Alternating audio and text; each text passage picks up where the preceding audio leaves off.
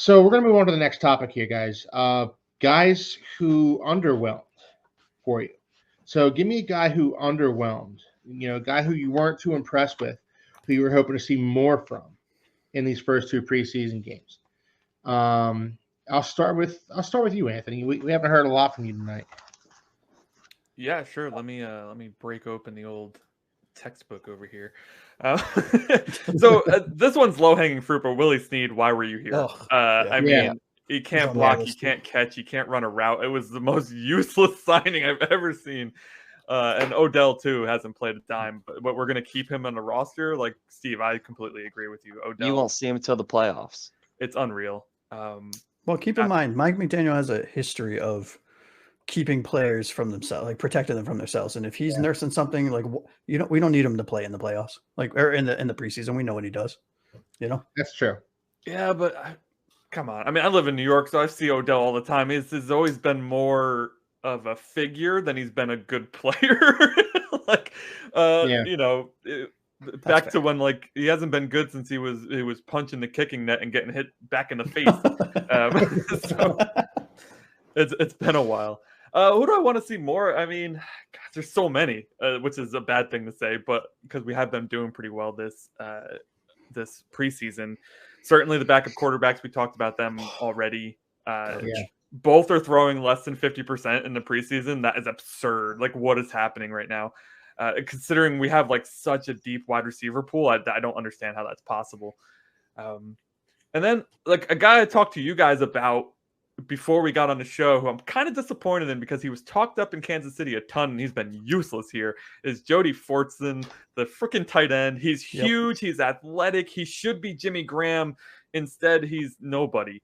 He said he's Mike Gesicki. I mean, our tight end room isn't that strong. You should be able to make this team, but he ain't going to, and that's super disappointing. I think he could be really talented. I don't know why it's not clicking, but yeah, when I look at this list, that's the number one guy who kind of stands out to me as somebody I was excited about bringing in because he was talked up so much, and then he just hasn't. He has like one catch this preseason. It's been disappointing. Yeah, I agree with you on Jody Fortson. I was looking to see what he would bring. I was also looking more so to Tanner Connor, another guy who was kind of an athletic freak coming out of college, and he had a good week. Yeah, he put up against the Falcons. But he's been hurt since, and that's kind of been the story of his career thus far. I have him last out on my 53, and it was hard. It was so hard to let him go. I know. It was so hard. Man. But it was between him and Julian Hill, and Julian Hill is a monster. Not going anywhere. Yeah, he's not going anywhere. Julian Hill's a great blocker, and that's something that the Dolphins need, especially if they're going to run the football this season. They're going to need Julian Hill out there blocking for their running backs. So I also had Tanner Connor not making the team. I was a little underwhelmed with him. I've been underwhelmed. I've been underwhelmed with Duke Riley. Quentin Bell was supposed to come out and ball out in these games. We've been hearing nothing but great things about him throughout the mini camps and training camp, and he kind of does a disappearing act during these games. And I've been looking for him, but I haven't really seen much of him. Ain't that training camp, man? Ain't that training camp every year? Yeah. So he's another guy that I don't have making the team, unfortunately. Same. Also, it also doesn't help that Jalen Phillips came back when he did. Yeah. Steve, who's underwhelmed for you? To be honest, man, I think the preseason altogether is underwhelming. I don't want to sound glass half full or half empty on this, but I can't get behind it. Once like the starters and the players that I'm getting ready to watch play for the season are kind of through playing, I seem to start helping the wife or picking up around the house, making dinner. That's what I started doing on the last game once halftime hit. It's just like it's players that I hope I don't have to see throughout the season, because if I do see them, and this is the kind of football I'm going to have to be watching, it's going to be a miserable November, So, but to I guess get down to certain players. I mean, we've already talked about the quarterbacks. That was pretty tough to watch. I would we already hit the Willie Snead and Odell Beckham thing. That was pretty tough to watch, but I would probably say the absence of Chop Robinson. Channing Tindall, I'm hoping to see a little bit more out of what we saw with the Atlanta Falcons game out of him, but even I'm not so hot on the whole secondary offense that we have and the secondary linebacking core that we have. That to me was kind of underwhelming. Like the whole Willie Snead. What is he there for? Why is he taking up space and thought process? Like, we're talking about a player that he should be where X is. He should be where Eli Apple is. I mean, just honestly, a camp body. Yeah, you know, Playing golf. if he makes the practice squad, it's because he learned the playbook quick.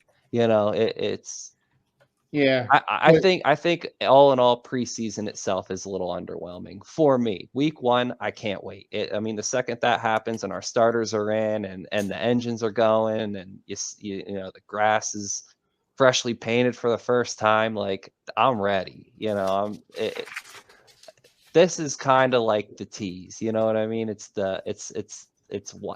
having everybody sing happy birthday and just looking at the thing. Like, I want to dig in. All right. That's so funny. Steve's hilarious. All right. So I'm gonna go to you here, Josh. Your picture's a little fuzzy, but I think we can still hear you. Sorry. Who's on for you? Yeah, we're in the middle of a storm. My apologies, guys, for the bad reception here. But for me, Jeff Wilson, Channing Tindall, and Duke Riley. I mean, a lot of the folks we've already said, but very, very underwhelmed with Jeff Wilson. I think he's off the team. I think we carry three backs. I think he's gone.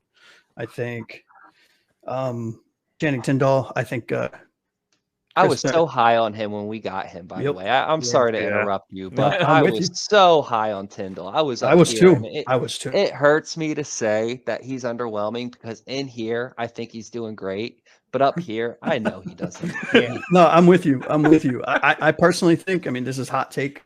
I think Curtis Bolton makes the team over Tyndall, personally. I love it. Yeah. I love it. I think he played phenomenal myself. I mean, like I said, I wasn't watching a whole lot, but I kept hearing the name. Yep. And I don't think Tyndall makes it to our practice squad. So I think if he's off this team, he's off it. He's gone. Somebody will pick him up for his potential. Somebody in the AFC East too, because it always happens. Yeah. It'll be the Jets. Trying to get them inside notes. Yeah. I saw Tyndall sack and it was like, oh, cool, Channing Tindall. It's almost like when your favorite baseball player is like at the end of his career and he's, you know, hitting like 190 and he gets a seeing eye single and you're like, yeah, you know, you're cheering like he just hit a home, you know, a grand slam. And, you know, Channing Tindall got a sack that, you know, in all honesty, like nobody touched him. I'd have ripped that dude down. Gotten that sack. All the analysis on it was hilarious. People were like, "Oh, this is a real sack. Like normal people can't get a sack like that." I'm like what? He just ran straight. I mean, the C's part of the tackle went left, the guard went right, and he just ran right through. You know, he can throw the hell out of a needle. Oh yeah.